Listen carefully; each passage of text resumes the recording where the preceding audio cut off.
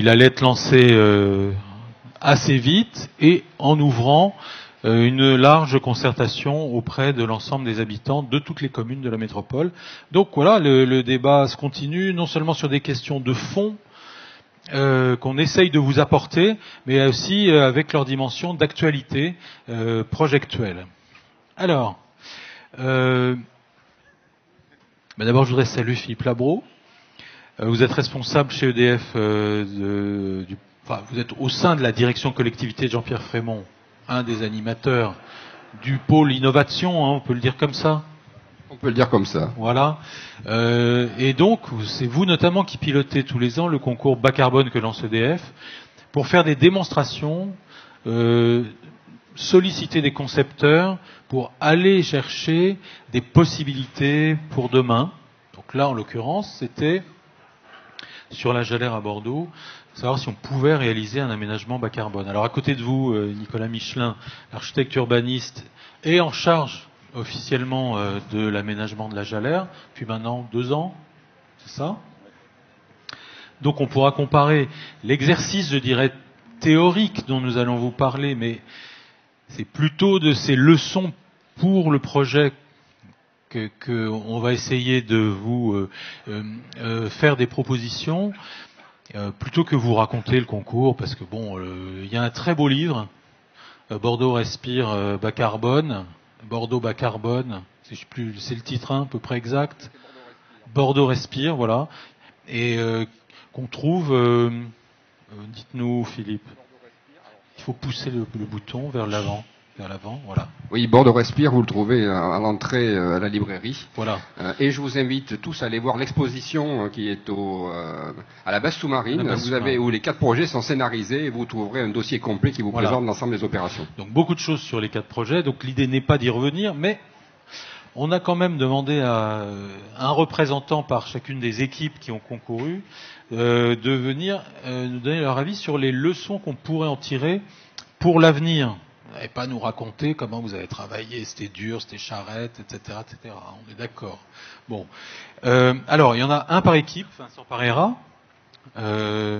pour l'équipe qui a créé Axionomia. Cham Soulkadi, vous êtes BOM Architecture. C'est pour l'équipe BOM, AM et Fuso et Karine. Voilà. Et votre projet était intitulé c'était Palin 15%. Palin 15%, absolument. Simon Davis, on prononce Davis, hein, la oui, française, Davis, hein, oui. Absolument.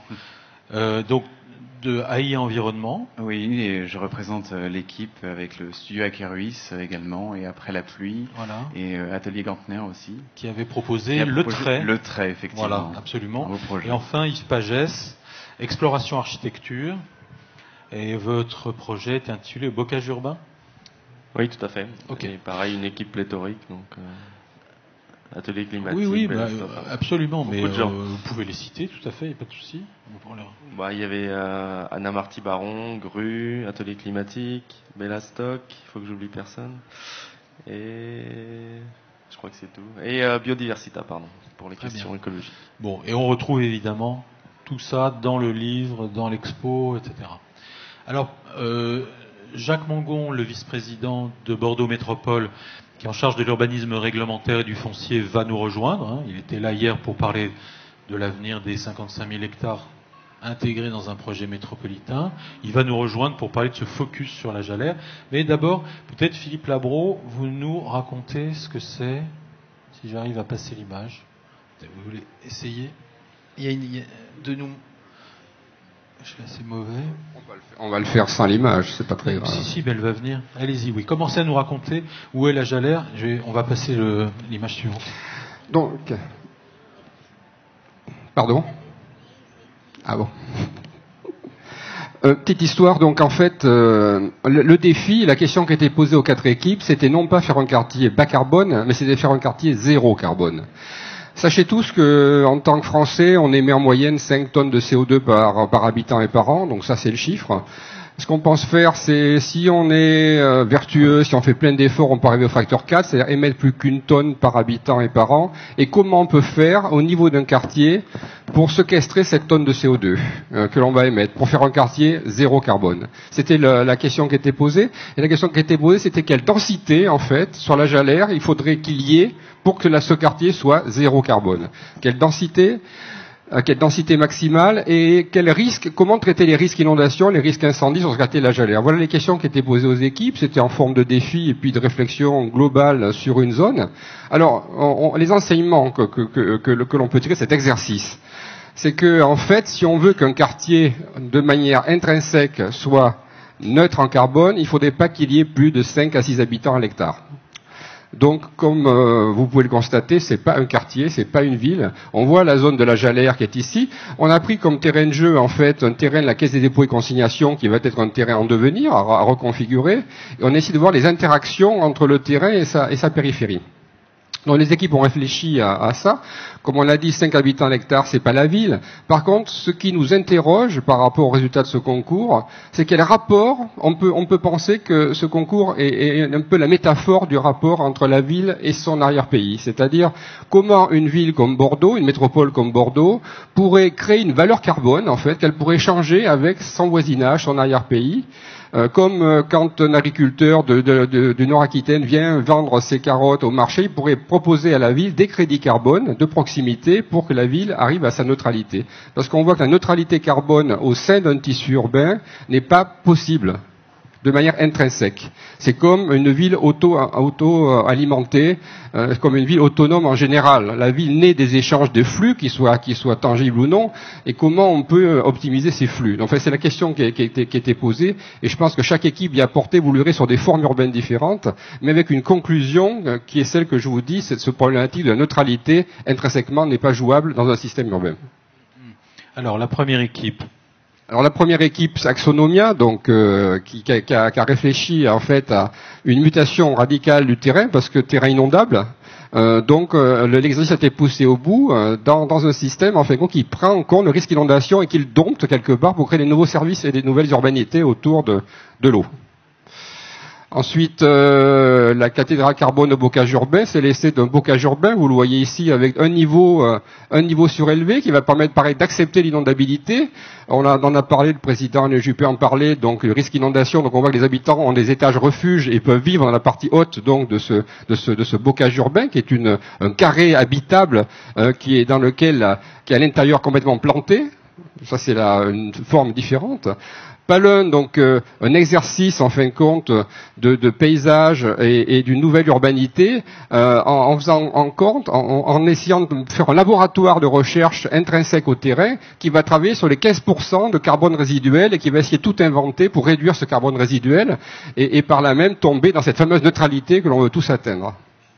Et pour terminer, le trait qui est un geste un peu radical, c'est-à-dire c'est construire la ville autour d'un trait, en déplaçant tout le tissu urbain autour de ce trait-là, et ce trait étant un peu le cordon ombilical du système urbain dans lequel on passe l'ensemble des flux, et on vient densifier le terrain autour de ce trait. Voilà. Mais donc, pas ailleurs, donc, c'est ça. Et pas ailleurs. Et pas ailleurs. Voilà. Donc l'idée, c'est si vous concentrez tout l'habitat autour du trait, il est évident que vous dégagez de l'espace pour faire les plantations, et donc assurer une certaine neutralité, mais on rentre dans une densité extrêmement faible, qui n'est pas acceptable dans la façon de voir la ville en ce moment. Là, on est à l'équilibre carbone? On est à l'équilibre carbone sur un espace qui dépassait largement l'espace d'origine pour arriver à la neutralité. Ouais, il faut aller plus loin. Il faut aller plus loin. Donc, si on résume par rapport à cette neutralité, on arrive toujours à ce fameux chiffre de 5 à 6, 7 habitants à l'hectare maximum une fois qu'on a fait tous les efforts nécessaires de réduction pour arriver à la neutralité totale.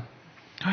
Alors moi j'ai l'impression, mais vous allez me détromper, que parmi les équipes, il y en a deux qui ont quand même orienté leur réflexion plutôt sur le risque inondation et la réponse à l'inondabilité, et deux autres plutôt sur l'enjeu de décarbonation. Ouais, tout le monde a joué le jeu de la décarbonatation, on va dire. Ouais, cherchons le terme. Le jeu de la neutralité avec des approches sectorielles totalement différentes, et c'est ça qui fait la richesse en fin de compte du concours. C'est cette approche différenciée suivant les équipes, qui sont totalement pluridisciplinaires, parce que c'était vraiment l'esprit, architecte, designer, bureau d'études.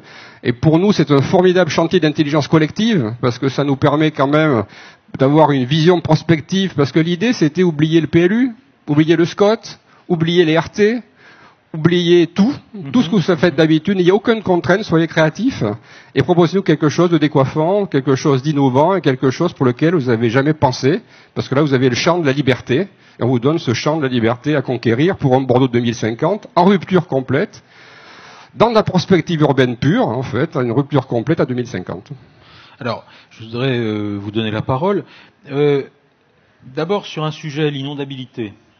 Alors, peut-être pas tous ceux qui se sentent le plus à même d'en parler. C'est vrai que c'était le sujet du premier débat de l'après-midi avec les maires venus du monde entier qui ont beaucoup mis le doigt sur ce risque inondation. Et Alain Juppé en parlait pour Bordeaux. Il a évoqué d'ailleurs la possibilité de changer le PPRI pour ne plus être dans l'interdiction de faire, mais dans la possibilité d'accepter des constructions autres, une autre façon de construire. Il a parlé de pilotis, bon c'est peut-être réducteur. Qu'en pensez-vous? Je sais pas, Vincent Parera, Axonomia, vous aviez réfléchi dans ce sens. Qu'est-ce que vous pensez, vous, de ce qu'il est possible de faire dans une ville inondée? On peut habiter une ville inondée? En fait, on a tenté de traduire cette situation de l'inondation de la crue avec un regard heureux. C'est un peu ce que le titre de notre oui, ça c'est votre rendu, Vincent. Mais en fait, ce qu'on veut dire là-dessus, c'est que avoir une ville les pieds dans l'eau offre un certain nombre de capacités ou d'échanges possibles, de nouveaux échanges. Alors évidemment, ça veut dire un regard différent par rapport à ce que l'on vit aujourd'hui, les déplacements que l'on fait. Et en l'occurrence sur le site, on a repris, mais comme certains, les tracés, les traits de ce qu'était la ville d'avant, avec les jalles, les marais, et ça on l'a, je dirais, intensifié. Donc on se dit qu'autour de cette réflexion-là, d'un regard moins catastrophique, un regard plus posé, comment l'eau, au lieu de parler d'inondation ou de crue, l'eau tout simplement, peut être un moyen de vivre différemment et d'utiliser ce qui peut, je dirais, être prospectif vis-à-vis des capacités de chacun, l'énergie, comment on peut la traduire. Mais je rejoins un point qu'évoquait Philippe, c'est que ce qui est important, c'est que la réflexion de tous nous a très vite amené à dépasser le cadre proposé. Et ça, c'est assez important, c'est un constat assez important de se dire qu'on ne peut pas répondre uniquement dans l'acupuncture quand on parle de bas carbone ou de faire cet exercice. Alors tous nos projets dits concrets nous y amènent. C'est une parcelle, un bâtiment, il faut avoir le résultat X. Et là, l'intérêt de cette réflexion, cette pensée, pas du tout naïve, mais cette pensée libre, a été de pouvoir ou de constater qu'il était essentiel de dépasser l'espace donné, mais de réfléchir autour de territoires, de plus grands territoires, et donc d'échanges. C'est-à-dire, seul, rien, à plusieurs, le résultat peut être absolu. Yves Pagès, vous aviez travaillé aussi sur cette situation d'inondation. Vous pensez aussi proposer un modèle qui peut être porteur de projets par la suite? Oui, alors nous on a regardé un peu, mais je pense comme nos confrères, un peu l'histoire et la géographie du site. Et cette idée que bon, la ville, une partie de la ville bordelaise et beaucoup de villes le long de grands axes fluviaux se sont développés, se sont urbanisés un peu en contradiction ou en tout cas en opposition aux phénomènes naturels, au fait qu'on est dans le lit majeur, de la rivière, du fleuve, et que voilà, ça a été le plus possible, enfin l'aménagement, les jalles, etc. C'était fait pour drainer justement ces milieux humides, etc.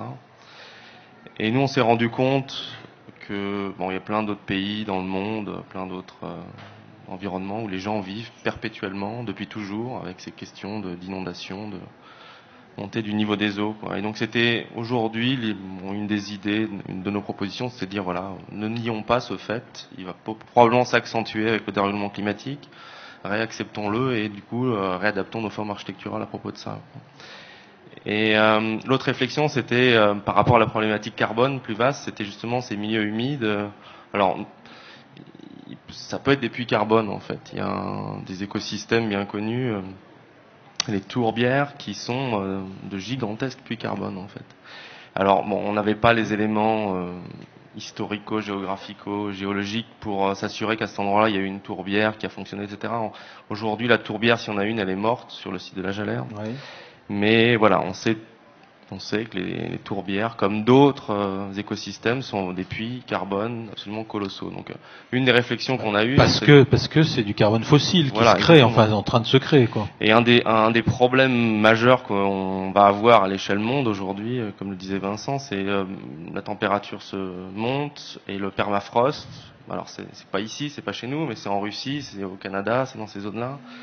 On ne sait pas ce qui va se passer parce que le sol va se dégeler, le sol qui est perpétuellement gelé, qui a emmagasiné des quantités de carbone phénoménales depuis des millions d'années, il va libérer du CO2 en fait. Et on peut rentrer dans un cycle infernal en fait, parce qu'on ne sait pas trop ce qui va se passer.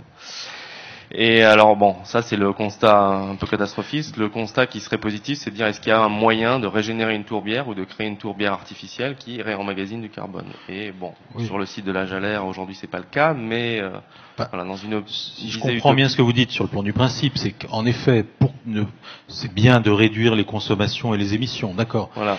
Ok, on a compris, mais enfin, les vaches émettent du CO2. Est-ce qu'une vache est mauvaise? Non, c'est pas le sujet. Donc effectivement, à un moment donné, c'est plus du côté des solutions de stockage que on doit travailler à grande échelle. C'est ça que vous dites? C'est de tous les côtés en fait, mais il y a forcément un enjeu scientifique en fait dans ces questions de carbone, c'est-à-dire qu'on va changer les usages, on va changer les modes alimentaires, on va changer les modes de construction, on va changer les modes de gestion énergétique, mais à un moment, bon, malgré tout, on se développe, il y a de plus en plus d'habitants sur cette planète, il va falloir qu'on foute le carbone quelque part, quoi. Et, bien entendu.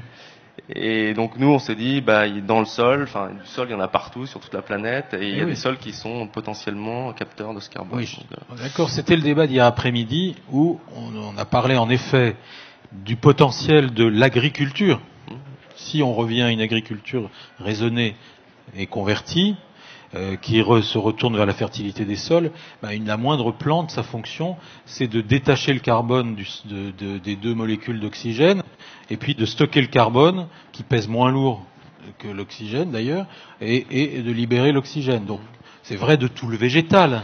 Vous focalisez un peu sur la tourbière. Alors après, moi je suis pas, j'ai pas les chiffres comme Philippe, mais bon, je me dis que c'est pas uniquement l'agriculture qui permettra cela, quoi. Donc après, il y a tous les... ça dépend. On a eu des chiffres hier qui nous disaient que c'était tout à fait possible de stocker des masses de carbone en convertissant l'agriculture. Je sais pas, l'avis de Philippe Labro. C'est possible. Par contre, faut pas se voiler la face. Quand on parlait de terre carbone, on parle tout usage de carbone. C'est quand on n'est pas dans le carbone bâtiment, là. On est dans le carbone mobilité, dans le carbone alimentation, dans le carbone bâtiment de fabrication, dans le carbone bâtiment de consommation. Donc, si on fait ça, ça fait 5 à 6 tonnes par Français et par an. Voilà. Donc ensuite, c'est vrai comment on peut le séquestrer. Soit c'est de la photosynthèse, quoi qu'il en soit c'est la dégénération végétale par du stockage tourbe. Après on fabrique du charbon et tout, on rentre dans le cycle vertueux de la fabrication du carbone, qui a mis des millions et des millions d'années à se faire, et là on a mis 150 ans pour le libérer, donc c'est là où il y a le problème, c'est-à-dire qu'on a mis 600 millions d'années à fabriquer du pétrole, du gaz et du charbon, et en 1 siècle et demi, voire 2, on libère 80% du carbone contenu qui a mis des millions d'années à se générer. Donc il faut être hyper créatif, il n'y a pas de solution miracle. Ça fait partie d'un cycle naturel, en fin de compte, de physique et de chimie qui permet cet éclatement de la molécule pour stocker du carbone. Donc, ça va falloir réagir parce que le facteur 4 ne suffira pas, quoi qu'il en soit. Il va falloir, donc la tourbe fait partie, le végétal en fait partie. Alors simplement, pour donner un chiffre, les études qui ont été faites pour Paris, par le bureau d'études Elliott, c'est-à-dire si Paris voulait être neutre en carbone, après le facteur 4, il faudrait couvrir tout le périphérie des photovoltaïques déjà en production, et il faudrait planter toute l'Île-de-France en arbres. Et on arriverait à être neutre sur la région parisienne à peu près, il faudrait planter toute l'Île-de-France. Mais ça veut dire enlever les maisons, donc ça pose problème aussi. Ce qui confirme que c'est pas à cette échelle qu'on peut raisonner, mais à beaucoup plus grande échelle. Et pareil pour la métropole bordelaise. Shams Oulkadi, vous avez réfléchi à cette question de l'enjeu carbone, oui, bien sûr, et des solutions généralisables? Pour la question du carbone, avant d'arriver à la question du carbone, ce qui nous a interpellé le plus dans la question de l'inondation, c'est l'espace public. Parce qu'une ville inondée, l'espace public, il est au sol. Et la ville de Bordeaux, ce qui est intéressant, c'est que c'est une ville qui a un caractère très fort parce qu'elle a un espace public très dynamique et les aménagements qui ont eu depuis... Justement, vous aviez calculé jusqu'où Bordeaux serait inondé. En cas, JP a parlé tout à l'heure d'une hausse de 1 mètre du niveau de la mer. Ça nous donne quoi à Bordeaux? La question, c'est qu'est-ce que ça nous donne en termes d'espace public? Mais où? Vous allez jusqu'où? Parce que Bordeaux est très bas. Vous inondez jusqu'où dans votre projection? Mais nous, on est allé dans des scénarios assez extrêmes. On est allé jusqu'à 4 mètres. Oh là. Même voire 8 mètres d'inondation. Ah bon. Non, parce que si on poussait la question du sol à l'extrême et que l'espace public n'est plus au sol, finalement, où est-ce qu'il se positionne? Et puis, s'il n'y a plus de rez-de-chaussée, le rez-de-chaussée, c'est une question élémentaire en architecture, en urbanisme, parce que le rez-de-chaussée est actif, il ramène un dynamisme, donc le sol est actif, le rez-de-chaussée est actif. Donc, quand on monte jusqu'à 8 mètres et qu'on n'a plus de sol, on n'a plus de rez-de-chaussée, on n'a même plus de premier étage, c'est comme ça que la question du carbone a été aussi beaucoup plus puissante. Puisque je reviens sur un film que j'ai vu récemment, c'était une performance d'artistes qui filmait après l'inondation à Paris, enfin l'inondation quand il y a eu beaucoup de pluie à Paris, les grands crus, et au fait il y avait des endroits où l'asphalte a été retiré. Et il y avait des adolescents qui étaient surpris de voir qu'il y avait de la terre sous l'asphalte. Sous les pavés, la plage, mais oui. Nous on le savait en 70. Et qui demandaient à leur mère, mais l'asphalte, elle n'était pas toujours là. Donc pour un enfant parisien qui est né à Paris, il croit que l'asphalte c'est la nature. Il ne sait pas que derrière, sous l'asphalte, il y a de la terre. Sûr, oui. Donc finalement, est-ce qu'on accepterait de vivre dans un espace public qui n'est pas minéralisé? Parce qu'on sait que le minéral, quand on fait d'espace public, en tout cas dans notre profession, on sait combien ça coûte.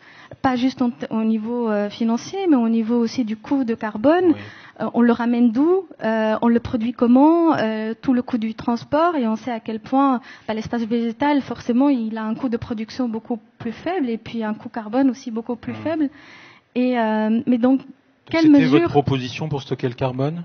C'était notre proposition de parler de l'usage, de combiner l'usage avec le climat et avec le carbone. Donc on ne pouvait pas imaginer qu'on pouvait dissocier la question du carbone de la question de l'espace public. Donc c'est pour ça qu'on a travaillé sur ces systèmes qui s'appellent les cœurs climat. Dans le cœur, donc il y a la question de l'espace public, il y a la question de l'îlot, il y a la question de l'usage, et puis dans le climat, finalement il y a toutes ces questions-là, le carbone, l'eau, la vulnérabilité de la nature, et que pour nous c'était deux questions qui ne pouvaient pas être indissociées. Ouais. Mais c'était peut-être, alors Simon Davis, je voulais demander, parce que dans votre proposition, si j'ai bien compris, la position radicale, c'est de montrer ce que ça ferait en vrai si on voulait faire l'équilibre, la bonne balance, pour le coup carbone.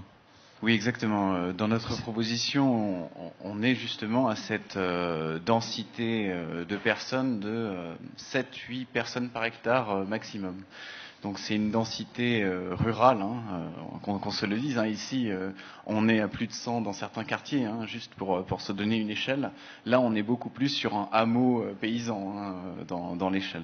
Donc nous, on a décidé de concentrer en fait cette densité au niveau d'une ligne. Oui. Et donc cette ligne, effectivement, elle est mise à 4 mètres de hauteur parce qu'elle traverse des zones inondées et d'autres qui ne le sont pas. Et on a travaillé justement sur, au niveau du négatif de cette ligne, des dispositifs de séquestration carbone. Mais notre point de départ, ça a été de pas tout baser sur une solution technologique imaginaire qui n'arrivera sans doute pas, parce qu'effectivement là on est vraiment dans de la physique de base. Il ne faut pas imaginer que la technologie résoudra tous nos problèmes. Non. Et donc, on est parti sur une séquestration très simple, qui est juste la photosynthèse, et donc la plantation d'une très large forêt. Et maintenant, effectivement, quand on plante une forêt dans une zone aussi précieuse et belle de Bordeaux, on a essayé de maximiser les services écosystémiques de cette forêt pour Bordeaux. Voilà. Et vos solutions de stockage, c'est donc plutôt le végétal. Exactement, on en parlait oui. Tout à l'heure. Tourbe, végétal, on est dans l'exploration de pistes qui peuvent être intéressantes. Voilà, donc on plantait 300 hectares là sur la zone, en dépassant allègrement par rapport au périmètre initial. Ouais. C'était. On peut remontrer parce que. Assez démonstrateur. Oui, c'était oui, je voulais remontrer le périmètre. de la question. Voilà. Et donc effectivement, c'est un exercice particulièrement intéressant que de s'interroger sur que faire de ce vide. Et finalement, le projet est plus devenu la nature qu'on révélait que la construction architecturale en elle-même, assez radicale comme on l'a voulu pour exprimer cette idée. Et donc dans cette forêt, on fait des expérimentations en termes de séquestration, mais pas seulement, on fait aussi des expérimentations en termes agricoles, parce qu'on sait qu'avec le réchauffement climatique, de nombreuses essences végétales, animales, vont mal supporter le réchauffement climatique et qu'on va devoir s'adapter très vite. On a très peu de réponses scientifiques aujourd'hui pour s'adapter de façon efficace et scientifique sur cette question. Du point de vue de l'agriculture, vous voulez dire? Du point de vue de l'agriculture, mais également sur cette notion de séquestration qui, avec les aléas climatiques qu'on aura, nécessitera, comment dire, une certaine agilité. Voilà. Oui. Les aléas climatiques bordelais, vous les avez étudiés les uns ou les autres? Le potentiel? Parce Alors, qu'a priori, il n'y a que la montée des eaux. Alors on a la montée des eaux qui effectivement est très franche là sur notre site, Ouais. vu que à peu près 40% de notre site était inondé là dans le cadre du concours. Mais on a également la montée de température qu'on connaît tous, effectivement, qui est à la fois en termes caniculaires avec des épisodes caniculaires beaucoup plus fréquents, mais également une montée globale du niveau de température qui a des conséquences aussi sur les équipements notamment qui sont pas forcément adaptés pour ce type de plage de température. Et donc construire en 2050, c'est aussi construire une architecture très résiliente, très adaptable pour des besoins que l'on ne connaît pas. Et je pense qu'on sera tous d'accord là autour de cette table de se dire que les besoins de 2050, on les connaît pas. Si on revient 35 ans en arrière, on n'avait pas pu encore prédire aujourd'hui le rôle qu'a le numérique dans toutes nos vies. Donc les besoins de demain, on les connaît pas. Il va falloir que vous travailliez parce qu'Alain Juppé a dit tout à l'heure qu'il voulait un projet à 2050. Donc il va falloir que JT, même si ça doit être souple et adaptable. On a quelques pistes quand même. Oui, j'ai cru comprendre quand même que et beaucoup de gens réfléchissent. Nicolas Michelin, vous avez bien sûr suivi les résultats de ce concours. Donc vous qui travaillez sur la Jalère, qu'est-ce que ça peut apporter au projet? Alors c'était effectivement assez passionnant de voir les 4 propositions, avec une certaine liberté par rapport aux réglementations PPRI, PLUI, RT, etc. Donc effectivement, ils pouvaient se projeter dans un monde qu'ils ont chacun imaginé pour arriver à ce zéro carbone, sachant que finalement, je ne vais pas dire que la question était absurde, puisque zéro carbone, on n'y arrivera pas sauf à mettre 6 habitants au milieu de la Jalère, mais la question a permis de dégager un certain nombre de pistes. Alors qu'est-ce qu'on en retient, nous, équipe d'urbanisme sur la Jalère? La première chose que je voudrais dire, c'est c'était assez polémique cette histoire de faut-il construire dans la Jalère ou pas. Bordeaux est assez grand, au-delà de la rocade, il ne faut pas construire, etc., etc. Il y a toujours des gens qui pensent qu'il ne faut pas construire à cet endroit-là. On garde ce qu'il y a, mais ce qu'il y a n'est pas terrible. Ce qu'il y a, c'est le drainage de la Garonne, c'est l'épandage des terres de la Garonne qui ont été réparties sur la Jalère. Donc les traces en dessous, il y en a pratiquement plus. On a fait des superpositions avec Cédric Lavigne assez intéressantes. Et c'est aussi le creusement du lac qui a remblayé tout ça. Donc la tourbe, il y en a. Je vais vous montrer où il y en a, mais en gros, voilà, c'est un site complètement, je ne vais pas dire artificiel, mais qui est déjà d'ailleurs au-dessus de certaines cotes en cas d'inondation, tel que c'est prévu dans les plans d'inondation. Donc, je pense que le laisser comme ça n'a pas de sens, la Jalère. En plus de ça, il y a une ligne de tram, j'espère bientôt 2, qui arriveront jusqu'au stade. Ça veut dire que c'est un quartier extrêmement bien desservi. Troisièmement, c'est un quartier où il y a des hôtels, où il y a le parc d'exposition, où il y a des gens qui travaillent, 800, 1000 personnes sur les grandes institutions qui sont là, caisses de retraite, etc. Donc, oui, il faut construire à la Jalère. Moi, c'est mon opinion. Mais si on construit à la Jalère, il faut redonner à la Jalère une fonction biotopique ou une fonction climatique intéressante. Alors là, il faut, je pense là, dézoomer complètement et se dire, en 2050, sur cette métropole, qu'est-ce qu'il faudrait qu'on construise. Les discussions qu'on a eues avec Jacques Mangon, avec Jamel Clouche, sur, je crois que vous avez parlé hier, métropole climatique, métropole inversée. Moi, ce qui me frappe, après je reviendrai à nos histoires, mais quand vous regardez une photo de Munich, la ville de Munich, vous regardez une photo aérienne de Munich, faites-le, vous allez voir en zoomant les fameux corridors verts allemands qui travaillent depuis les années 70-80, notamment Michael Kleyer qui a fait toute une thèse sur ce travail de ces corridors verts, la nature en ville. Et ils sont là, ils sont prégnants et ils vont jusqu'au cœur de la ville. Quand vous regardez la ville de Leicester, vous avez par endroits des sangliers qui peuvent aller en centre-ville. Enfin, c'est arrivé sur Leicester. Quand vous regardez Bordeaux, c'est une ville sec, c'est sec. C'est-à-dire que les formidables cartographies qui étaient faites par la Urba, le travail de Basse-Metz sur les fleuves qui arrivent, c'est quand même tout petit. C'est très très tenu, quoi.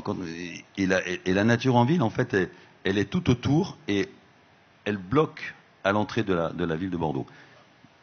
C'est très intéressant le film Hyderabad quand vous regardez le film qu'a fait Marc Christian Barani, parce que vous voyez l'évolution de cette ville et puis tout d'un coup la disparition de la nature, évidemment, pour arriver jusqu'à 4 millions d'habitants, je crois. Et petit à petit, on voit cette nature qui disparaît et qui disparaît indépendamment des ruisseaux. On n'a pas essayé de faire ça. Or, les Allemands, ils l'ont fait. Ils ont rouvert les fleuves, ils ont rouvert les petites rivières, ils ont remis des saules, ils ont remis etc. Et tout d'un coup, je ne dis pas que la ville de Munich est un exemple ou que la ville de Leicester est un exemple, mais je dis qu'il y a une espèce de traitement très intéressante de la verdure, parce que ce ne sont plus des parcs isolés, comme le Grand Parc ou le Parc du Luxembourg à Paris, qui n'ont aucune valeur biotopique, mais ce sont des parcs connectés, c'est-à-dire qu'elles vont chercher la nature là où elle se trouve à l'extérieur. Là où elle se trouve à l'extérieur. Il ne faut plus parler de périphérie à Bordeaux, dans la métropole, il faut parler au contraire c'est sur cette grande couronne des communes et des bois qui a la richesse pour pouvoir faire vivre à l'intérieur de Bordeaux. Et là, j'ai l'air peut-être le premier exemple de ça. C'est-à-dire une densité raisonnée, une constitution d'un quartier qui est essentiellement basé sur la plantation d'arbres, la réouverture, alors bien sûr ne pas toucher les zones humides existantes qui sont de part et d'autre de l'image, vous voyez très très bien, où là il y a de la tourbe, parce que c'est le seul endroit autour de Groupama, de Gannes, où ça n'a pas été remblayé. Par hasard, quand on regarde les cartographies d'épandage, il n'y en a pas eu là. Donc, respecter ces deux zones dites humides, très dégradées, en mauvais état, mais c'est vrai quand on y va, il y a la nature partout, c'est assez impressionnant. Donc les respecter, pas les toucher, et aller plus loin, les connecter à une zone humide ou un très très grand corridor vert qui existe comme à Bordeaux, qui est la Garonne. Même si par endroits elle est très minérale, mais tirer donc vers deux grandes traversées qui traversent entièrement le site, donc qui rappellent un peu le système d'irrigation, d'assèchement des Jalles Conrad. Mais c'est pas du tout le même système qu'on va mettre en place. C'est une réinterprétation de ce système-là.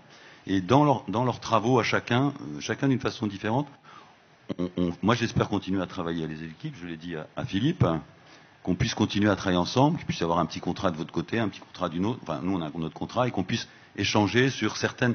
J'ai repéré dans chaque équipe des choses que j'aimerais pousser, et donc travailler sur cette nouvelle façon de faire la ville, climatique, qui est tempérée, et qui effectivement permet de nourrir ce centre-ville, nourrir dans tous les systèmes du terme, c'est-à-dire au niveau énergétique, parce qu'on envisage de faire un très grand smart grid sur la Jalère, un des plus grands en France, et nourrir aussi au niveau nature, puisque de la Jalère, avec le corridor vert qui existe sous les lignes haute tension, là, en fait, quand on le regarde, il descend, je pense que Basse l'avait repéré aussi, il descend jusqu'au bassin à flot, jusqu'à la Garonne.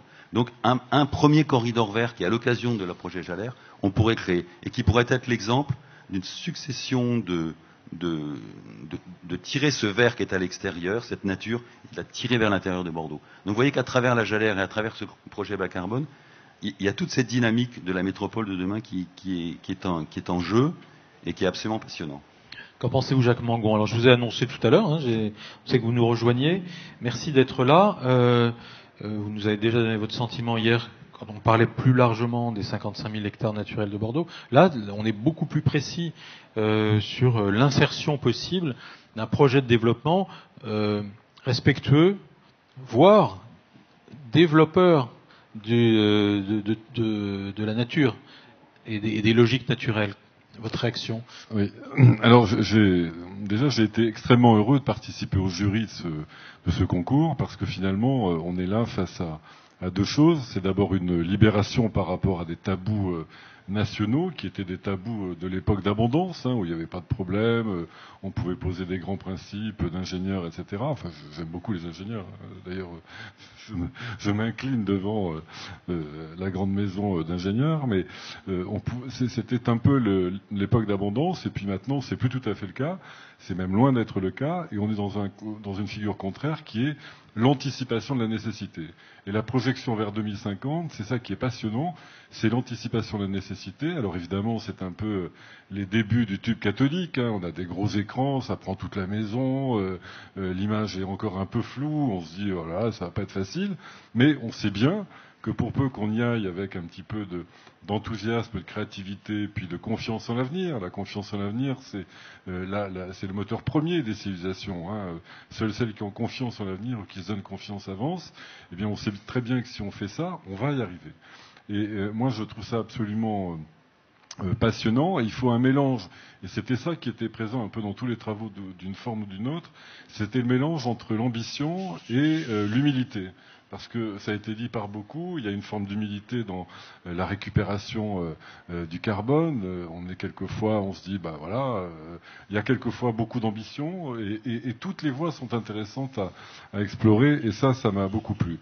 Et puis après, ce que j'aime bien, moi je suis de l'avis de Nicolas Michelin sur la Gélère, qui est quelque chose qui fait débat, mais je pense qu'il faut le faire, et je pense qu'on peut tout à fait avoir le culte des zones humides, le culte de la nature, et puis en même temps se dire qu'on doit trouver des solutions pour mêler les deux, pour inventer quelque chose qui fonctionne, qui respecte l'un et l'autre, et qui soit pas, je répète, je le dis souvent, dans la sanctuarisation, qui est quelque chose que j'aime pas du tout. J'aime l'interpénétration.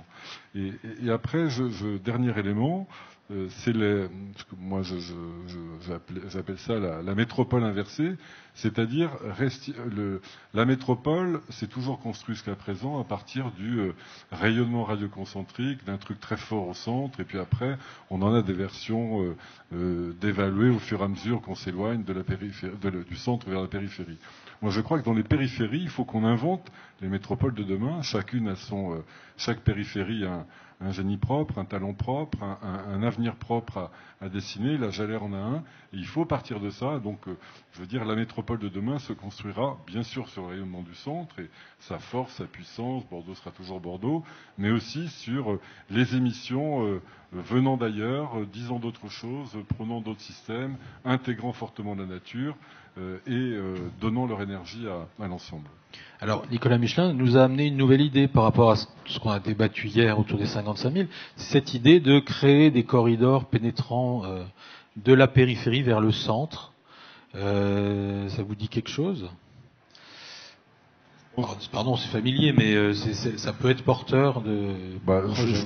En tout cas, je pense que c'est une interrogation intéressante. Alors, il faut voir, parce que quand on dit corridor, d'abord le mot corridor, c'est emprunt du XXe siècle.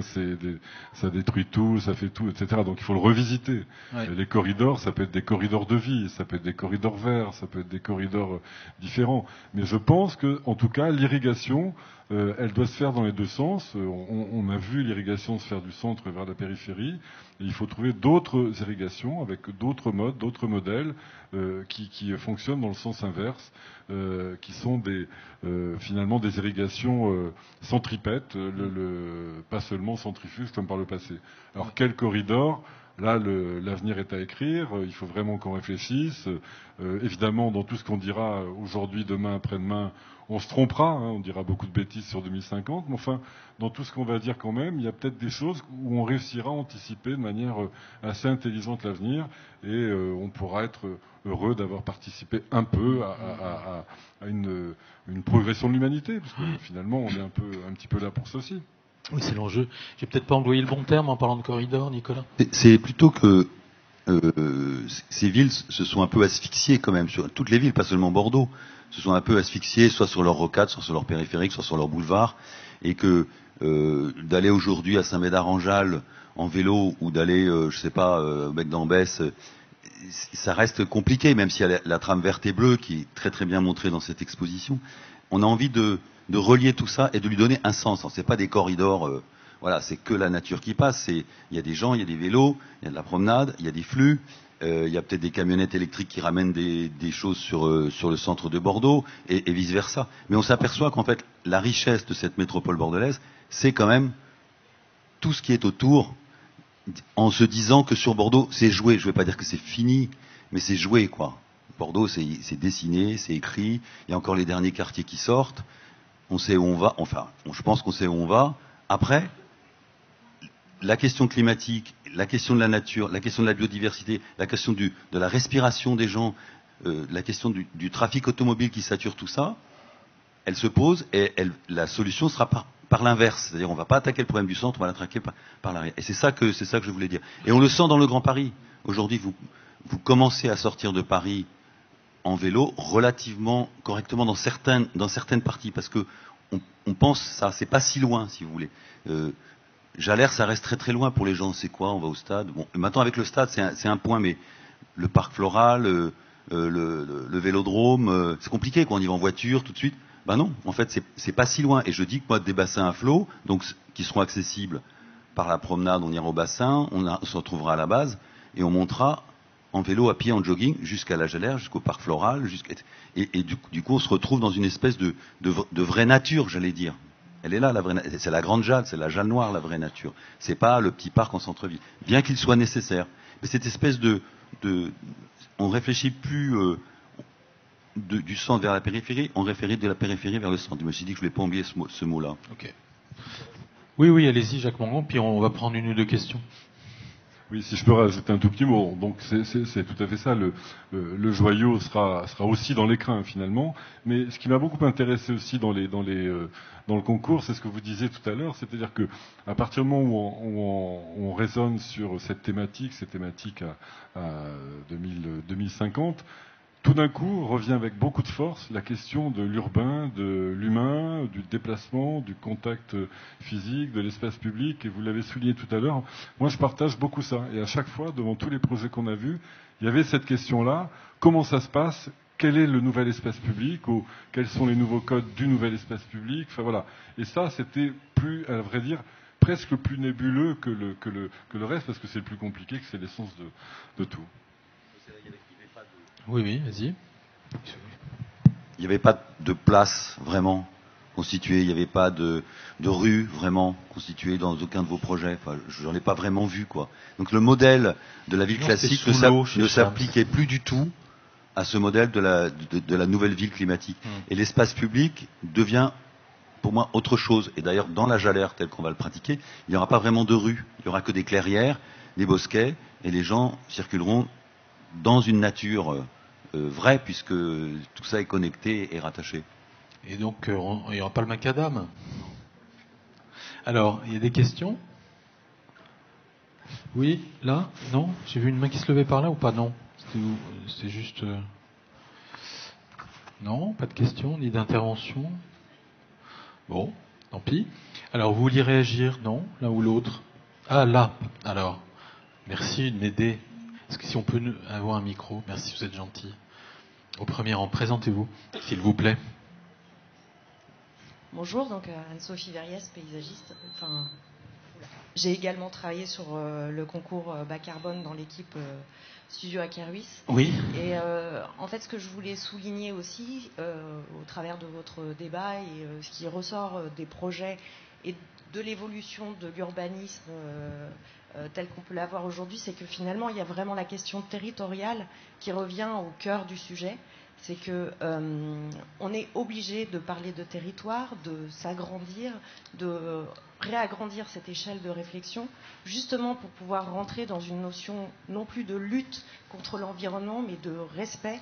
Et je pense que la société bas carbone, c'est une société aussi qui se respecte les uns les autres, qui respecte le paysage, qui respecte les différentes façons dont peuvent vivre les gens.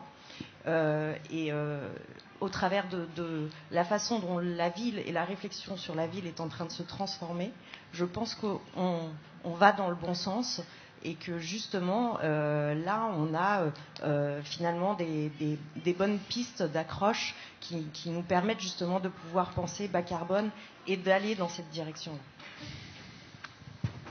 Mais je pense que la société bas carbone, elle va aller vers le réattachement aux choses. On s'est quand même, avec la modernité, la postmodernité, on s'est détaché des choses. Avec le numérique, on se détache encore plus des choses. On sait faire des villes en extrudant des plans et faire des villes magnifiques. Et tout d'un coup, ces questions de sol, de géographie, d'archéogéographie, nous reposent la question et on est obligé de se rattacher aux choses. Le Corbusier était détaché des choses, totalement détaché. Il n'y avait plus de rue, ils ont été détachés. Donc tout d'un coup, on est obligé de se réattacher aux vieux murs, à la peupleraie, à des choses qui sont qu'on ne va pas démolir. Par exemple, je pense qu'un des slogans, peut-être partagés, je ne sais pas, de l'urbanisme de demain, c'est on ne démolit plus rien. Mais même pas une cabane, on ne démolit plus rien. On fait un projet avec ce qu'il y a, et à partir de ça, peut-être il faudra démolir ou changer, mais on redonne une deuxième vie à ce qui était construit. Vous savez qu'entre la démolition d'un bâtiment et la reconstruction, je crois que la différence de carbone, c'est x2 ou x3. C'est-à-dire que si je réhabilite une ancienne usine pour en faire un lieu comme Agora, je dépenserai 2 fois moins de carbone que si je dis l'ancienne usine, elle vaut rien, elle va tomber, on la rase, et on en construit une nouvelle, magnifique, etc. Donc, cette espèce de retrait, j'allais dire presque au geste architectural, c'est assez compliqué pour notre société de spectacle, où on veut toujours faire des bâtiments qui sont toujours plus voyants, plus grands, plus rouges, plus extraordinaires, et tout d'un coup, c'est le bas carbone, c'est la nature qui nous dit attendez, il faut redescendre dans les échelles, il faut faire une espèce d'ascèse par rapport au territoire, et de faire des bâtiments, certes extrêmement intéressants, extrêmement bien dessinés, mais qui ne sont plus dans le spectaculaire. Et c'est ça qui est important dans l'urbanisme aujourd'hui, je vous assure, c'est cette notion d'un urbanisme, ils n'aiment pas les gens quand je dis ça, ordinaire, enfin, c'est-à-dire ordinaire mais qui est extraordinaire, mais qui est ordinaire à la base, c'est-à-dire qui respecte le sol. Et en ce moment, c'est un grand débat d'urbanistes. Ça reste encore un urbaniste hors sol, il y a beaucoup d'urbanistes qui font de l'urbanisme hors sol, qui font des grandes pensées, et qui se mettent avec des villes, ils gagnent des projets, des écoquartiers et des aménageurs. Et des aménageurs et des urbanistes qui travaillent avec le sol et qui font finalement souvent des projets extrêmement discrets. Voilà. Et c'est un débat qui n'est pas tranché, qui continue à se faire, mais à mon avis qui est perdu d'avance pour le hors-sol et qui est gagné pour tout ce qui vient du sol, du génie du lieu, etc., parce que ça va dans le sens du respect de la nature. Mais il va falloir pousser, parce que aujourd'hui quand même, cette notion du bas carbone ou de la décarbonation, elle est prise par la réglementation et les pouvoirs publics sous un angle qui est celui du décret bas carbone, dont les normes sont quasi inexistantes. Quand on construit un immeuble sans rien faire, on est dans les clous du décret bas carbone premier niveau. Donc, pour arriver à ce que dit Nicolas, il faut aller quand même contre toute une culture des aménageurs, parce que tu dis les urbanistes, mais dans bien des cas, l'urbanisme a été confisqué par l'aménageur, qui n'accepte plus de faire, comme on a vu un aménageur à Nantes travailler avec Alexandre Chemetov en lui laissant le champ libre, comme on t'a laissé le champ libre au bassin flot pour organiser des ateliers, faire travailler, faire réfléchir. Aujourd'hui, c'est pas la méthode dominante. Ce qu'on peut regretter, c'est sûr que le bas carbone se joue pas au bâtiment. C'est une catastrophe. Oui, c'est la démarche actuelle. C'est la démarche actuelle, mais c'est catastrophique. C'est catastrophique. Le bas carbone, il joue au minimum à l'échelle d'un quartier. Il se joue au minimum à une échelle qui est pas. Il y a les mobilités, mais comment est-ce qu'on fait changer les espaces, il y a des bâtiments qui pourraient être hors réglementation, mais vertueux parce qu'ils compenseraient un désordre à côté. Enfin, donc si on peut raisonner performance au quartier, ça changerait toute l'approche environnementale de l'aspect urbain. Donc il y a un problème aussi dont il faut parler, c'est les traitements des îlots de chaleur. C'est fondamental pour 2050. Si vous êtes dans une zone qui n'est pas protégée, qui n'est pas arborée, où il n'y a pas d'espace vert l'été, vous ne sortez pas quand il fait 40 degrés. Il faut traiter les îlots de chaleur. Ça, il n'y a qu'une réglementation qui parle de ça. Donc il faudrait que les échelles de réglementaires sortent du bâtiment pour aller à des échelles plus territoriales et avoir le droit à l'expérimentation sur des territoires avec des dérogations. Mais il faudrait monter un séminaire avec le club Ville Aménagement. Tu voulais réagir, Nicolas ? Non, Jacques Mangon.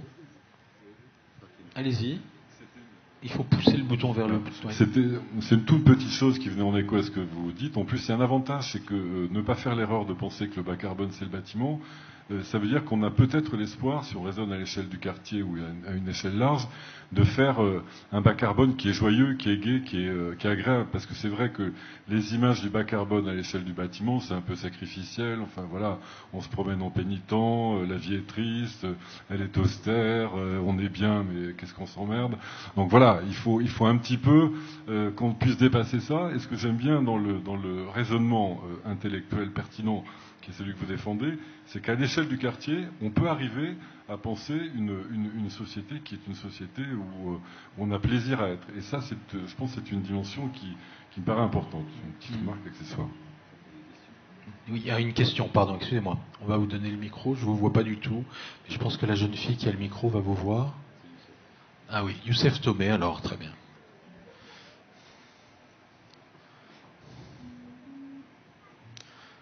Il faut lever la main.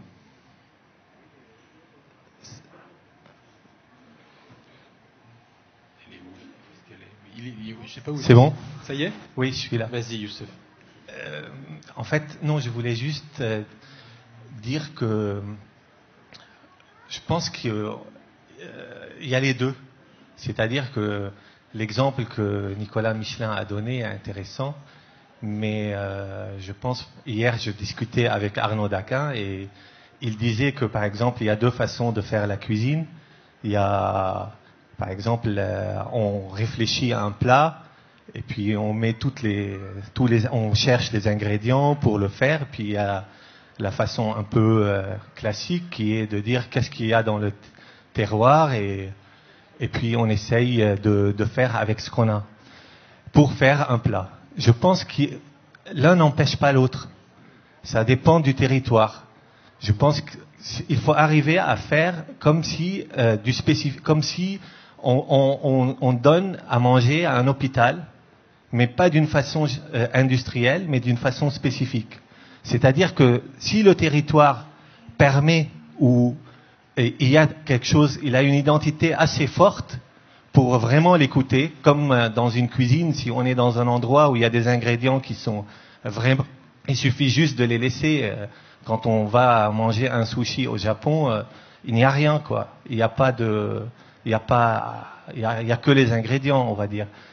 Mais si tu manges le sushi en France, ça change complètement. Donc je pense au niveau urbain, c'est la même chose. Je suis persuadé qu'il faut écouter le territoire, mais il y a quand même des idées qui viennent de la vision du monde qu'on veut. Et ça s'ancre des fois pas avec le territoire. C'est-à-dire qu'est-ce qu'on veut, comment on veut habiter, c'est quoi l'homme, où on veut mettre le débat, c'est quoi une ville, l'homme se transforme, les paramètres se transforment. Donc ça dépend. Je suis persuadé que c'est au cas par cas. Il faut pas être radical comme Le Corbusier, lui il est hors sol et là tout d'un coup on démolit rien. Je trouve que c'est pas non plus c'est un peu aller dans l'autre sens aussi. C'est-à-dire des fois si il faut démolir. Je m'en fous du carbone. S'il faut démolir et donner aux gens un habitat plus spacieux, mieux, ils habitent mieux. C'est-à-dire, voilà, il faut que la ville, à mon avis, il faut que la ville, même si elle est grande, qu'on la travaille vraiment de façon spécifique, à n'importe quelle échelle. Et donc c'est au cas par cas. Ouais, je suis d'accord, Youssef, mais ce que je veux dire par rapport à on démolit rien, on regarde le sol, c'est-à-dire que je dis ce que j'essaie de faire passer comme idée, peut-être un peu de façon radicale, c'est de dire il faut d'abord regarder le sol. Après, qu'on pense à l'individu, bien sûr, qu'il va falloir peut-être démolir finalement quelque chose qui était construit complètement de façon imbécile et qu'on n'a pas de raison de garder. Mais je pense qu'il y a des projets aujourd'hui qui sont construits à l'envers par rapport à l'histoire du site, par rapport au cours d'eau, par rapport au vent, par rapport au soleil, par rapport à plein de choses. Et quand ils sont construits, qui commencent à l'envers, ils n'ont pas de chance de s'en sortir.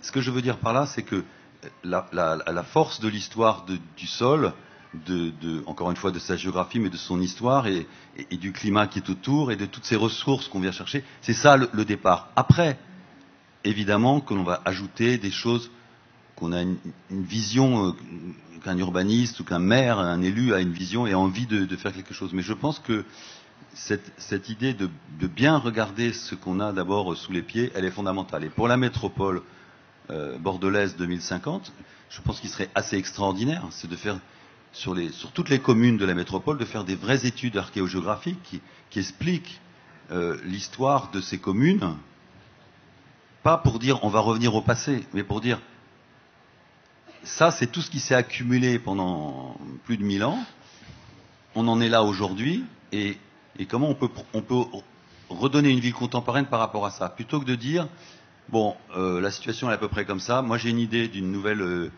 cité et je vais la mettre comme ça. C'est cette idée-là que je trouve très importante et qui paraît évidente peut-être pour certains, mais je vous assure que dans la vraie vie, elle n'est pas là, quoi. Cette pensée-là, elle est pas assez là. Bon, c'est génial Agora. Vous savez pourquoi c'est génial Agora?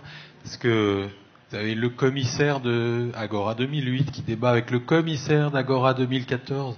C'est juste formidable pour nous produire des idées qui vont permettre de construire un projet métropolitain et la ville de demain. Et ça, c'est drôle, parce que les maires, le maire de Bamako le disait tout à l'heure, les gars, ils viennent et disent « Moi, je reviens à Agora ». Et j'en repars avec plein d'idées dans la tête. Donc voilà. Et en fait, il me rappelle surtout qu'on a un débat juste après, là, qui doit commencer sur à quoi servent les biennales d'architecture. Bah déjà, elles servent à ce que les commissaires d'Agora discutent entre eux et nous amènent des éléments de réflexion qui nous seront bien utiles. Alors je voudrais vous remercier. Simplement une dernière question à Philippe Labro. Le prochain concours bas carbone d'EDF? Alors, excellente question qu'on m'a posée hier soir. Il se passera où, on m'a demandé, et quel est le sujet? Alors je peux répondre. J'ai des pistes de métropole. Le sujet, on a exploré le bas carbone, le zéro carbone, mais je pense qu'on va travailler sur les égalités territoriales. On pense que on peut équilibrer le carbone sur les territoires plus larges, et je pense qu'il y a un champ d'exploration à faire sur les alliances territoriales autour du carbone. J'ai parlé avec le ministère, ça nous semble être un dossier intéressant. Parler de crédit carbone de proximité, parce que planter les arbres en Amazonie, c'est bien, mais c'est loin. Si on peut travailler sur le carbone de proximité avec des flux, voilà, c'est des pistes de recherche qu'on a. Les équipes, là. Ouais. Mais c'est en effervescence. Ok, super. Merci beaucoup.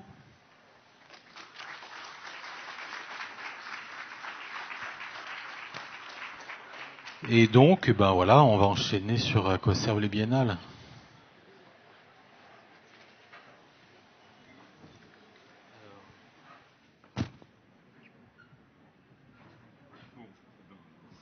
Désolé pour le retard, c'est un poil à la bourre, mais...